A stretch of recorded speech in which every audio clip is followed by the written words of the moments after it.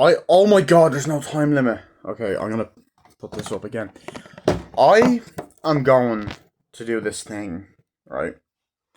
In this video, I'm going to do a thing where I guarantee at some point in the video, and I'm not going to do this intentionally, I'm going to end up saying Donnie Brasco because I love that film as well, and I love this film.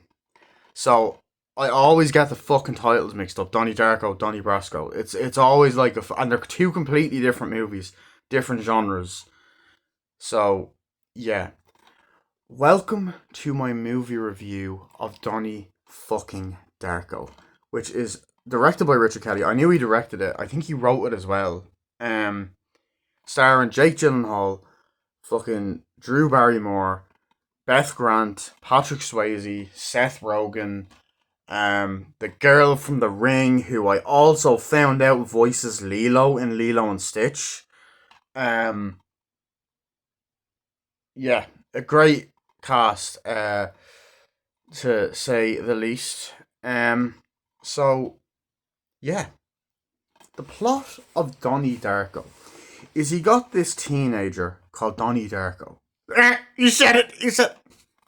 Who basically, um, has a lot of emotional issues and a lot of obviously depression. Well, maybe not depression. Yeah, no, depression. It's never outright said, but like it's hinted that he might have depression and anxiety, socially awkward. But the main thing is that he might have schizophrenia. And he's always waking up in weird places, like the fucking start of the film where he's waking up in a fucking on a road and he cycles home. But then you also have like other weird stuff going on. But essentially, he keeps seeing these visions of this bunny rabbit guy in a bunny costume, by the name of Frank. Frank the bunny. Right? No one's gonna get that joke. Inside joke. Anyway, Frank the bunny. And essentially, Frank tells him that the world is going to end in like, it's like 28 days, something like that. Something like that. It's 28 days. Yeah, 28 days, 6 hours, 42 minutes, and 12 seconds. Yeah, it says on the back. And essentially, he's like, what the fuck does this mean? He's panicking. He's telling his therapist. He's telling a few people. There's this new girl at school who he ends up meeting. And then they kind of talk, and he says, oh, will you go with me? And they kind of end up forming a romantic relationship. But she kind of gets bullied later on in the film by Seth Rogen and this other guy. Donnie Darko has like outbursts around his family. He has a sister played by Maggie Gyllenhaal, which is obviously Jake Gyllenhaal's real sister. Of course, forgot to mention Maggie Gyllenhaal. They have arguments, and then sometimes they bond or whatever. And other weird stuff happens at the start of the film. A fucking airplane engine crashes through the fucking roof, and stuff like that.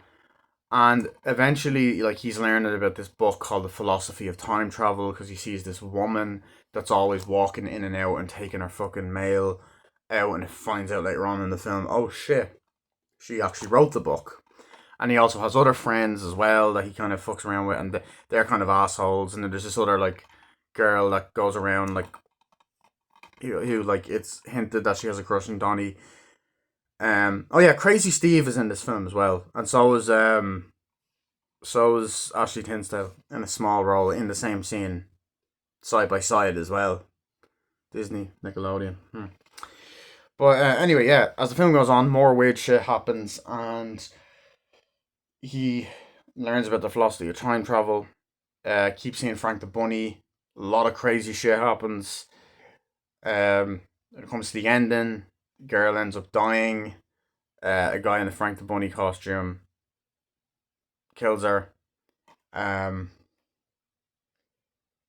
you know, Donnie, I think, ends up shooting the guy in the eye at one point. And then goes away, and then it kind of loops, and turns out Donnie dies at the end because the airplane thing crushes him, indicating, left up to interpretation, that he actually might have successfully time traveled. That's the basic summary and plot of the film. What do I think of this film? This film is a fucking masterpiece. This movie a lot of people either love it or hate it. I fall into the category of I fucking love it. I watched it in 2019 for the first time, and I rewatched it the other day on the same Blu-ray, Arrow Blu-ray, and I think that this film is incredible. I really think that this is an incredible surrealist film, and it's so unique and original, and you can tell like Richard Kelly was probably inspired by the late great David Lynch, who I done a video you know on recently, but like it doesn't feel like he's ripping them off. Um, right into the pot, right off the bat. Jake Gyllenhaal in this film is fantastic. This movie, I think, is the film that really made me fall in love with Jake Gyllenhaal as an actor. Um, this just I'd seen Southpaw before I saw this, but this was the film that really done it for me. Um, like so many great scenes in this film. You have that for the opening scene alone, right? Beautiful fucking shot of like the city, of the town, a nice like little fucking road. Donnie Darko's just there. He wakes up. He's kind of like, oh, what the hell? As if it's like a regular occurrence. He gets on his bike. He's cycling, and right in the first scene, you get a sense of what the world is like. You know, the neighborhood. You have the fucking daughter walking out. Um, the father spraying her with the fucking water, and she's like, whatever. You have just different people around the neighborhood. You have Beth Grant kind of character going like that. You have the teenagers just walking around. You have the fucking person throwing the paper. You see the mother like, come on, get up. The other daughter, whatever. All this other like just all this stuff going on. Then Donnie kind of goes home, goes upstairs, jumps onto his bed, falls asleep, whatever. At least you just get home now. Um, and you get a sense that the guy has a lot of issues. I think the issues show within one of the first scenes of dialogue where the family are at the dinner table. They're just talking, regular discussion. The father's like, oh, so I had this today. And the mother's like, oh, so what you do? Blah blah blah. And the sister's kind of talking like, oh yeah, whatever. And Maggie Gyllenhaal is fucking hilarious in this, and she's really well acted in it. And then the little girl's like, oh, what's going on, whatever. And there's a great dialogue exchange between them. He's eating stuff, and he's like, "Oh yeah, I guess that's not what all with your therapy bills or whatever." He's like, "Oh, sorry, maybe mom and dad should pay someone $122 an hour to listen to your thoughts." Or I don't know if it's actually that amount of money. He's like, "Oh really? Yeah." And then like right, and it's like, "Yeah," and you can tell that they have great chemistry, and they also are siblings in real life, and they are close. Like, and I know Jake Gyllenhaal said that his sister did actually help him a lot in his career and stuff. So I love that. And then you have it's like I take my medication or whatever. It's like, oh, did you tell mom that you stopped taking your medication? And this is always the scene that has stuck out with me because it's so fucking funny. Um, there's a scene where essentially he goes, "You're such a fuck ass," and all that, and she laughs. And you tell it was a genuine reaction because it's such a stupid insult, and I just laughed. It's like, did you just call me a fuck ass? Well, you can go suck a fuck. And she's like, stop, okay, stop it, stop it, stop it. It's like, how does one suck a fuck? Tell me that. And they're like, what's a fuck ass? It's like, go up to your room and all this, or whatever. It's like, right, that's enough. It's like, fuck this, I had enough of this, and walks up, or whatever. Um, you know, and you get this, like, amazing sequence where, like, he's just lying in his bed, the house starts shaking, daughter opens the door, kind of comes in, the parents are in the room, and then the house starts shaking. I was like, oh shit. And then the fucking airplane thing just comes down, and then like Maggie Gyllenhaal's like, what the fuck? And just this amazing shot of the fucking house collapsing and the fucking the airplane engine just going through. You know what I mean? And it's just this amazing sequence where you're like, oh fuck. And it actually went into Donnie's bedroom, but luckily the sleepwalking that he goes through throughout the film actually ended up saving his life, because the next day there's a guy going, son, you okay?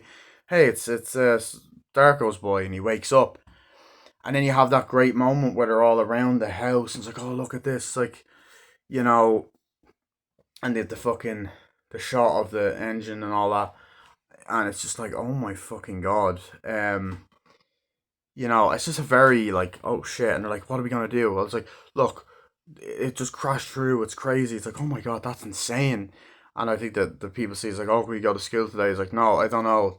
It's like, yeah, I'm still going to go to school or whatever. And then like you have the whole, look, we can put you in a hotel.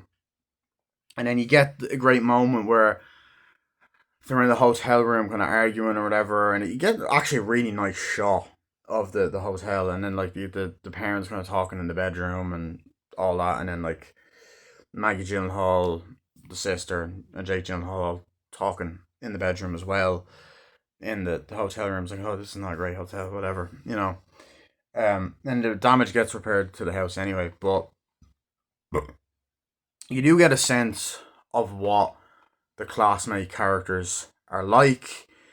There's a great moment where Donnie goes into the bathroom and he's just there kind of like watching. He's like, hey, did you fucking snitch on me, you fucking assholes? Like, I didn't fucking do that. He's there watching himself. Maybe you go fuck yourself. He's like, you're fucking dead. And he gets the fucking knife. He's like, I'm gonna fucking kill you, man. It's like, this really great suspenseful scene. He's like, fucking do it. And it's just this kind of edgy moment where you're like, oh shit, is he actually gonna stab him? He doesn't. He walks up, like, you're fucking dead, boy. And great dialogue in that scene.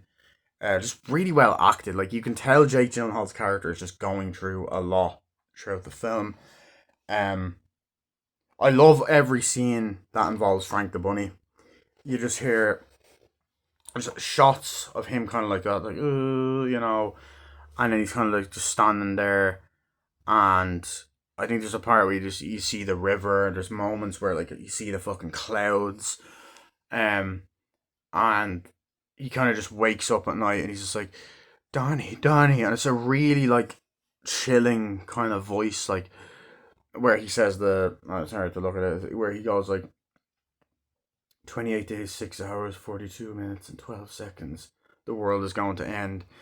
It's like, what? What do you want me to do about it? It's like, you gotta stop it. Learn about time travel. And you just get this fucking creepy ass bunny.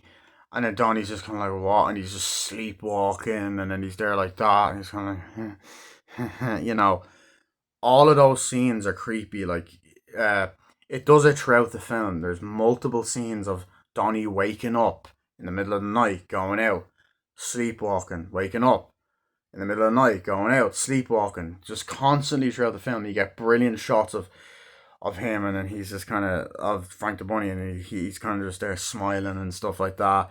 And he's like, oh, do this, do this, do this. And then I believe he goes and he's like, you need to burn it all down. And he goes and lights the fucking school on fire later on in the film. He goes, whatever, like, lights it, he's like, ugh, lights it on fire or whatever, and they're like, ah, and they're like, get out, get out, get out, and the great scene where the whole thing's on fire, and then the next day they're putting it out and stuff, and they're like, oh, who done this? Well, we got to find out who done it and all that. And us as audience members know, and it makes those scenes more suspicious, and they're going around like, did you do this? Did you do this? Did you do this? Whatever. And the fire brigade, the police department's like, we got to figure out what's happening. And they say that to the teachers, like, what's going on? We really have to figure this out.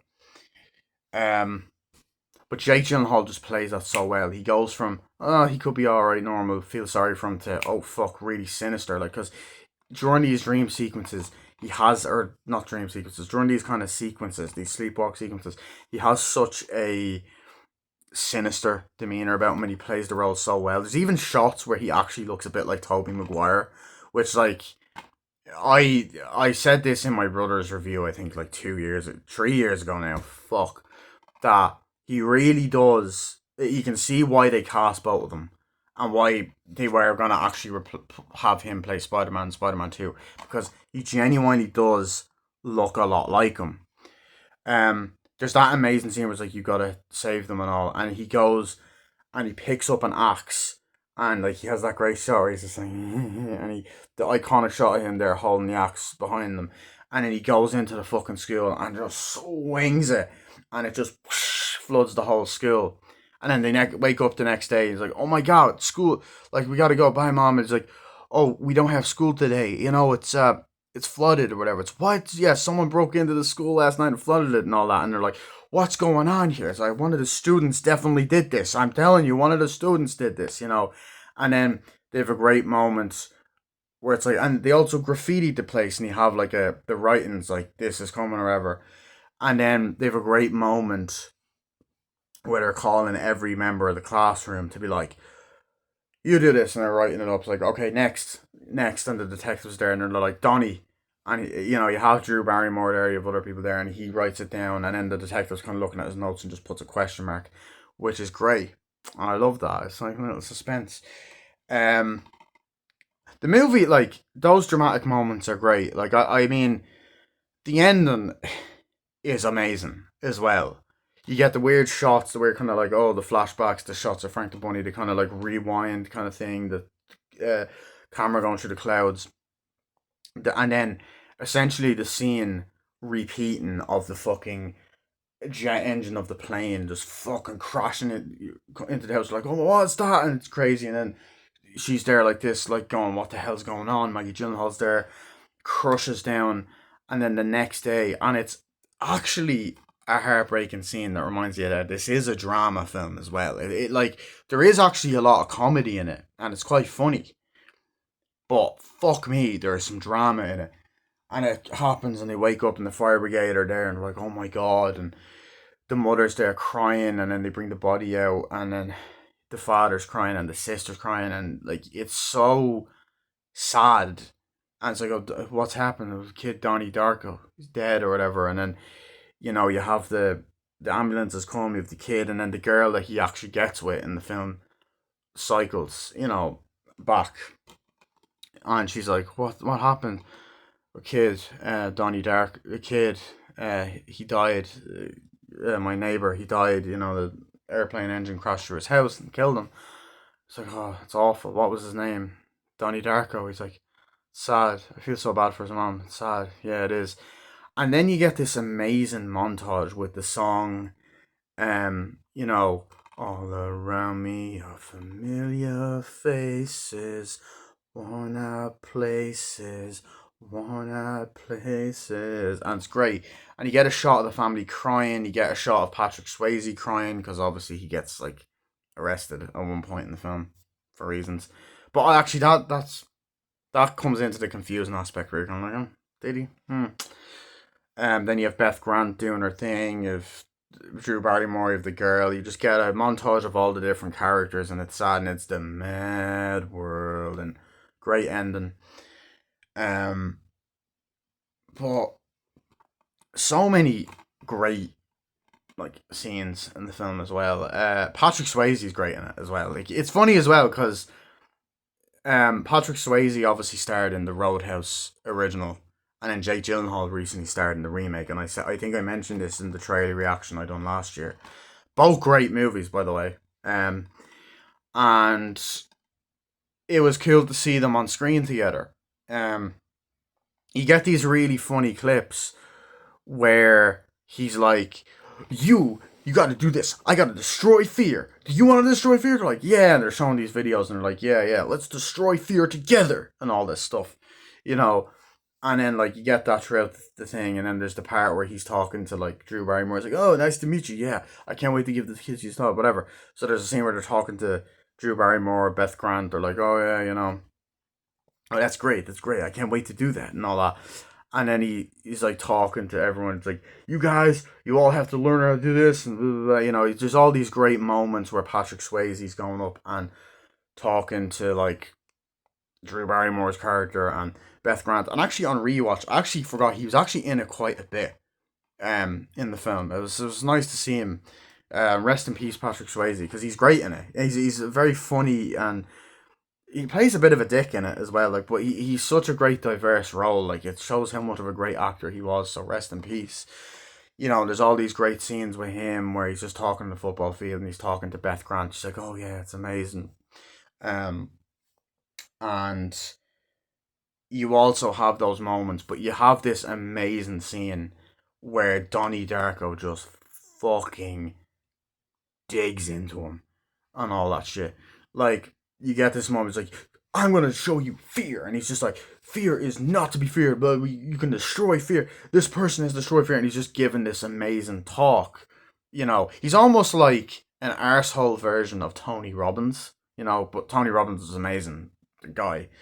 Um, and, you have that, and essentially, you have, it's like, no, yes, son, and you have like Ashley Tisdale in her little cameo saying, "Oh, my mom and dad fight a lot, blah blah blah blah," and you have like guy that played Crazy Steve and in Drake and Josh, who's also in iCarly as well. Um, and he like says something. He's like, "You can destroy the fear," and then you have Jake Gyllenhaal just digging into it, and it's such a. I love to look at that moment because it's like, oh shit, the two Roadhouse people are fighting, and I do think they have other scenes together where it's like, oh, nice to meet you or whatever, and like, oh yeah, whatever, but they argue with each other, and they're like, this is all bullshit. I think you're a fucking fraud. You're just trying to sell the book. It's like, yeah, stop that. It's like, all right, Darko, that's not. No, no, no, no, no. I have emotional issues. Like, I can see you're afraid. Don't fucking do that. Yeah, I'm afraid. Afraid of your fucking bullshit, and they're just at each other. It's like, young man, I think you're scared. He's like, no, yeah, I'm fucking scared of you, you fucking piece of shit. Trying to sell the fucking book, you cheap motherfucker. And I was like, he's trying to sell the book, and then I think he just goes, no, he doesn't swear for a while. Then he goes, fuck you, you piece of shit. Like, oh, and he just storms out like, this is bullshit. And he storms out, and he's just all happy and proud of himself. Um, and it's just this amazing moment. And I love that scene as well. And then I love the moment where him and his father are going and they see the old ladies like, oh look, the old lady's going in and taking things out of her mailbox and stuff like that. And he's like, oh, she does this every day. And you always cut a bunch of different scenes throughout the film where you see this old woman and she's taking her mail out of the mailbox. But the thing is, it has meaning, and that's what I love about it. It's brilliantly shot. It has meaning. It's like, oh, and then like she says nothing. It's like, maybe, okay, maybe there's no more mail left today. Come on, let's go off, right? And then you have the kids kind of going, the other teenagers going like, what the hell is going on, and all that stuff. Like what? Why is she like that? Leave her alone. She's a crazy old woman. Like, what the fuck is wrong with her and all that, you know? Um, but then like she actually has a really important thing and important moment in the plot as well. So I love that aspect where she comes up and she whispers, run or something, or it's like either run or like you gotta save the world or whatever. Um, there's many scenes throughout the film where Donnie is talking to his therapist like, oh, I hate this person, I hate this, blah blah blah, and you get the sense he says like, oh, maybe we need to do this and the other. It's like, did you float the school? Did you do this? Did you do that? There's a lot of scenes, different scenes throughout the film where he's just talking to his therapist. You get a good dialogue exchange between them, and the scenes go on for quite a while. But the most memorable scene is the one is like the just like is the one's like, I'm gonna try something on you. It's like, oh, what is it? Oh, I'm gonna try and hypnotize you and all this. Like, okay. I was like, where are you now? I'm here. It's like, oh, I'm in my bedroom, and then like she hypnotizes him. It's like, what are you doing? Uh, what do you think about? I think about fucking a lot. I think about fucking girls.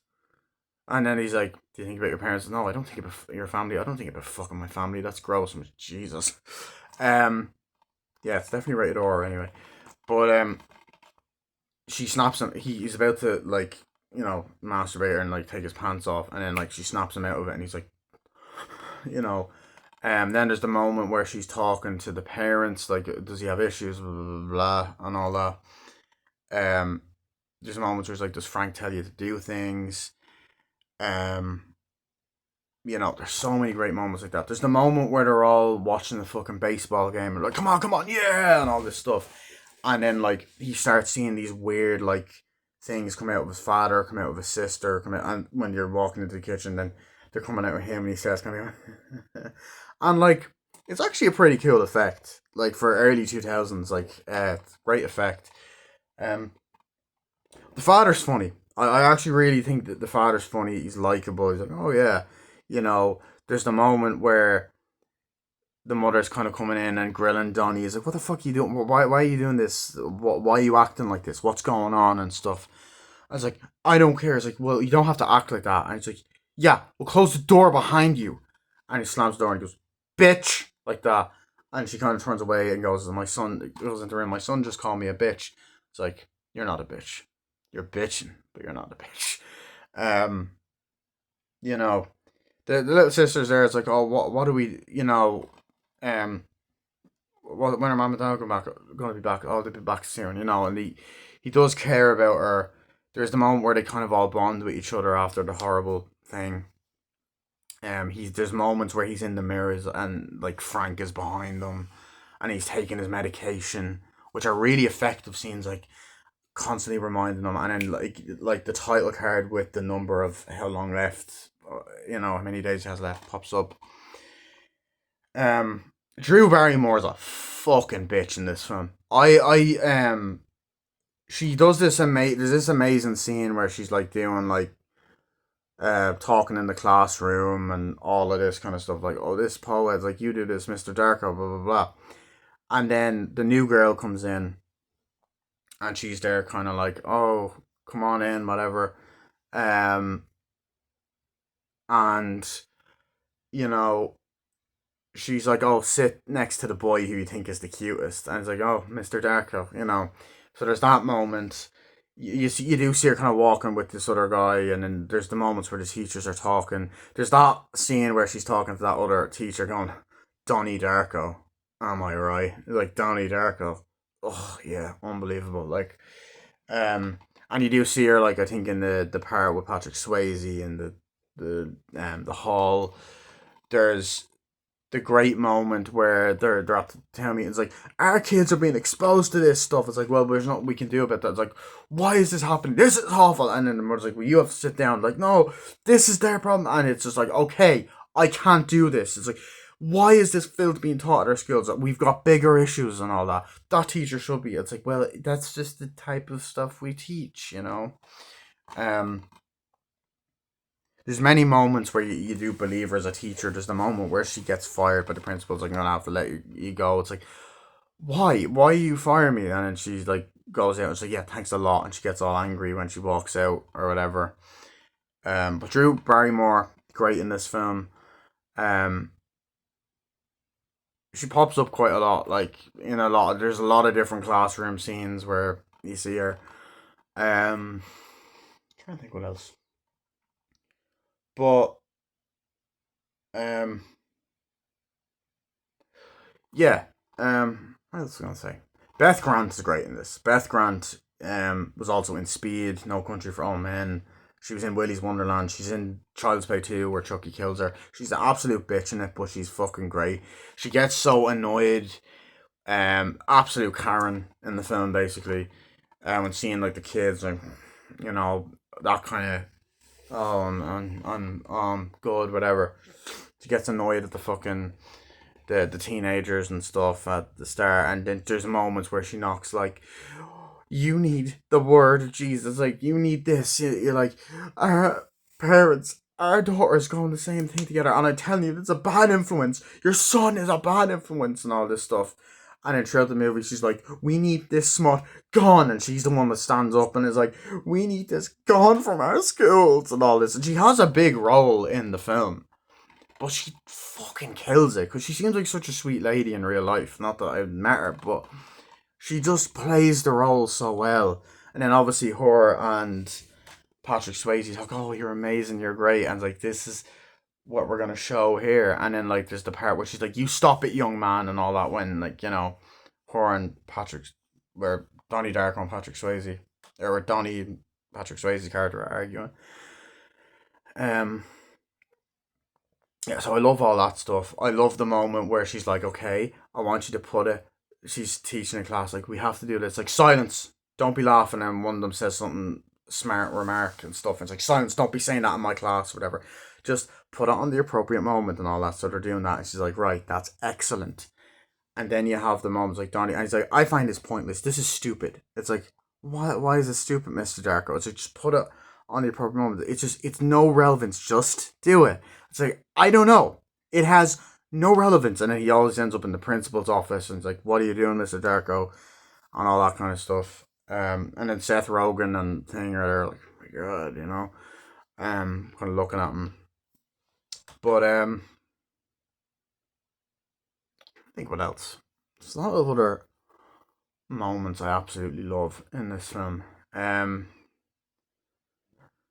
the music that just there. You have that kind of 2000s feel. It takes place in the 80s.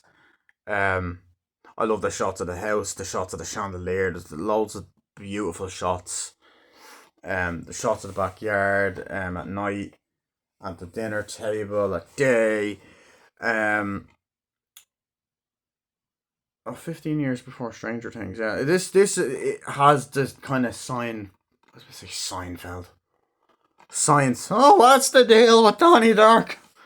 The the science fiction aspect. This film definitely has that. Um, yeah, the movie definitely does have that. Um, but absolutely love it. And then I love that there's like moments with his friends where his friends are like talking like oh whatever, and then there's this kind of girl throughout the film who's a bit you know like clearly I think has a crush on Donnie Darko. Um, it's kind of implied a little bit. And they're like, oh, go back to Korea and like Jesus, or like go back to Japan. Like Jesus Christ, like fuck, that's awful. And then you kind of follow her through the film, and then she's the night of the prom or whatever, or the night of this kind of dance, this kind of party or whatever. She's just there crying. There's a moment where like Donnie's like, oh, let me help you with that. And she's like, just leave me alone. And she runs away. Um, but you do have, I think, Donnie and the love interest are great in this. They're cute. They have great chemistry. There's the moment where they're talking. They meet for the first time and they're just talking with each other. And they're like, oh, whatever, you're a fucking bitch. Or I think they're like very flat chested. And they're just like, just fuck off, leave me alone or whatever. And they're talking. It's like, come on, guys, leave her alone. They're talking, getting to know each other, walking down the place. And then he goes, yeah, my mother stabbed my father, or my father stabbed my mother, and she's like, my father had emotionalistic issues, and then Jake Gyllenhaal says this great line where he's like, oh, he has emotionalistic issues, I have those too. What ones does your dad have? Like he's getting excited. It's That's where like the dark comedy and the humor in the movie comes in. Um, him and Maggie Gyllenhaal have great chemistry. You can tell they're siblings in real life, and it carries on into this film. So they're talking, it's like, oh, will you go with me? Yeah, sure. You're cute or whatever. And you get a lot of scenes with them kind of talking. It's like, I found this book, The Philosophy of Time Travel. And then he's looking through the library. He's like, oh my God, I found this. It's like, it's here and all. I found, like, all this kind of stuff. And then, like, after one of the classes, like, can I talk to you to one of the teachers? And then him and the teacher are kind of talking about, oh, this book or whatever. And that's the teacher that's going with you, Barrymore. And then there's another scene where they're talking and, like, the philosophy of time travel and they're talking for a bit. They're great dialogue scenes, interesting. And then him, the love interest, and they were talking, it's like, look, we have this philosophy of time travel, we have this to show you, and they're kind of talking about that. And then the two of them are kind of giving a lecture about stuff to other people. And then they're talking in class and all this other stuff. And then Seth Rogen and the other guy, they're in the movie quite a bit, and they pop up or whatever throughout the film, an argument. And then like they're being assholes, and then Seth Rogen says a fucking dickish line where he's like, "Didn't your dad like stab your mom?" you know, or whatever. And they're just kind of there like that, and they're like, yeah, "Dude, whatever." He kind of talks here and there throughout the film, but not an awful lot. And they're like slapping, and she runs off, and she's crying. It's like, "Look, don't listen to those guys. Those guys are assholes." And then she starts making out with them. There's also the great moment where they're in the forest talking. And it's like, "Look, I've been going with you for like a week now." And it's like, "You want to kiss me?" It's like, "Yeah." Look, I just want to wait. And he's like, "Till the time is right." Yeah. There's the great moment where they're out like shooting the gun and the fucking at the glass bottles and stuff like that.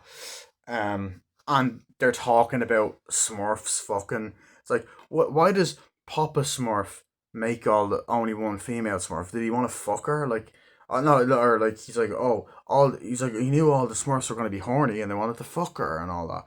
It's like, yeah, but Papa Smurf wanted. Why would he want her if he created her? He wanted some of that action or whatever. It's a beautiful shot. Like there's moments like where you're seeing him cycle through the neighborhood and all this other stuff, and it's like it's meant to take place in October, which it kind of does look like it's summer. It might have been shot around summer. I might have to look into that. But you get moments like that, and then like he goes on this kind of whole monologue about, oh yeah, well, first of all, Gargamel actually created him, blah blah blah, and then she was evil, but then Papa Smurf made her good and all this stuff. I'm not going to think about their dicks. It's like, yeah, so you want to see in that will ruin your childhood. Yeah, not that I really grew up with Smurfs, I didn't, so, but in case you did, that's a good scene. Um, I love the part. Oh, we're gonna have a party. They're at the Halloween party, and then it's all kind of going well, and then the girl comes straight to the house, and she's crying like, "Oh my god, my mother's, like my father's been leaving notes. Like, there's been really weird stuff happening. Something happened to my mom, and like, I know it's my father. It's like it's gonna be okay." And they start making out, and he's like, "I just want to be with you," and he's kind of calming her down. And I love the fact that you hear Joy Division's "Love, love will tear us apart again," which is such a great fucking song to have in this movie as symbolism. I love the foreshadowing in the film where you see Frank the Bunny, you see him take the mask off with the fucking eye all fucked up. I love when they're like, let's go to the movie. The Halloween party is great. Let's go to the movies. And they go to this movie theater and they're showing like Evil Dead and they're showing this other film and they're watching it. It's like, two to Evil Dead, please. And then you see the opening scene of Evil Dead, with the fucking car and the little fucking thing hitting against the door, and then the joy, and then the iconic part in the cinema is with the girl, and you have Frank the Bunny is talking, and then that's when he takes his mask off, which reminded me actually a lot of the scene in an American Werewolf in London. It's like, oh, you got to do this soon or whatever. It's like, who are you? And then she falls asleep and then wakes up, and I'm like, oh, there's dialogue between them, and she's all hot between him and Frank the Bunny, and him and her. And you do see the join us scene, and they go out, and then there's that moment where the bullies comes like, fuck you, and they jump out like, I'm gonna fucking kill you, Darko, which is Seth Rogen and the other guy, and they have like fucking pantyhose in their head. They're like, shut the fuck up, and they've guns. I'm gonna fucking kill you. And they're like, fuck you, and they're attacking, and then there's a car coming, and then they get in, and then the car ends up hitting the girl, running over, like, what the fuck? I was like, oh my god, you killed her, you fucking killed her, man. And then as soon as he gets out, the guy's in a bunny costume, so Frank the Bunny was real. Great foreshadowing. And they're foreshadowing, they're mentioning throughout the film, and it's Halloween night, so everyone is wearing different costumes. Like, you killed her, man, you killed her. It's like, no, I fucking didn't. Why did you do this? I don't want part of this. It's like, I'm sorry, man. And then, like, Donnie just pulls out a gun, bang, shoots him. Guy's eye goes, and like, oh my fucking god. He goes off. And like just the foreshadowing in this film and the way it's written is brilliant. The dialogue is brilliant in the dramatic comedy and fucking foreshadowing scenes. The like he knows how to get the characters from point A to point fucking B, and the brilliance of having the whole film loop, like always back where he started, in the the road or whatever, and just the idea of like you know the time travel could have been successful, but it's done differently. And they do mention like Back to the Future. It's like, oh, it's like maybe we could travel back in time with the DeLorean, just like in the movie. In the movie, it's talking about Back to the Future. But it's brilliantly acted. The comedy scenes, the fucking drama scenes, like Jake Gyllenhaal is able to fucking be creepy, dramatic. You're able to feel sorry for him, able to think he's a bit of a creep. You know, he's dramatic. When he's there with the fucking accent, you have that moment. He's dramatic. He's funny. They're all able to. Every actor's able to display emotions. Even Seth Rogen in an early role, in a pretty serious role. He's great. Like, and this would have been his first movie as well, because he done Freaks and Geeks, the TV show. But like, and the surrealist aspect and the creepy music and even the horror vibes. It basically is a horror film when you think about it. And it's so creative and original and beautiful atmosphere for the way it's directed and the shots, the way it's edited. It's brilliantly written. There's some great dialogue and dramatic dialogue, comedy dialogue. I love the scene where Patrick Swayze's getting fucking arrested. It's like, oh, I didn't do anything, And she's like, oh my god, he got arrested for. It's like because he found a bunch of kiddie porn and whatever. It's like, oh, and they're saying, "Oh yeah, he found a bunch of kiddie porn, like child pornography and all." I was like, Jesus. So that's a dark aspect of the film, and there's this brilliant look and gothic dark tone throughout the film, and visually stunning to look at, and the aesthetic is amazing. It's beautifully shot. Um, and the print of this Blu-ray is unbelievable. It's fucking Arrow Blu-ray. The Arrow Video, they fucking know what they're doing. And the movie's a masterpiece. I genuinely think it's 10 out of 10. It's one of my all-time favorite films. The ending is sad. It has everything. Like, it has funny comedy, darkness in it, drama, swearing. It gets away with a lot of stuff, which I love. Which, like, nowadays we're like, oh, like, literally Beth Grant is the definition of a character that's like, oh, all fucking woke and all that. I don't like using that word woke, but like, you know what I mean. Like the Karen, like it's an ensemble cast and they're all used brilliantly, and it's acted brilliantly as well. You know, even nice to see like Ashley Tisdale and Crazy Steve in a small little role. I love the overall look of the film, the shininess. I love the 80s vibe, and mixed with the kind of late 90s, early 2000s vibe, and its own thing as well. Um, with the TV, I've heard that this is the only good thing that Richard Kelly's done. I've only seen the theatrical cut. I haven't seen the extended one. Apparently, it's meant to be very different. So I actually will do another review of this film when I see the extended cut, because I know my boy Sterling mentioned that in his collection video, which he has an Arrow Blu-ray as well, but it's like a box. It's different to this one.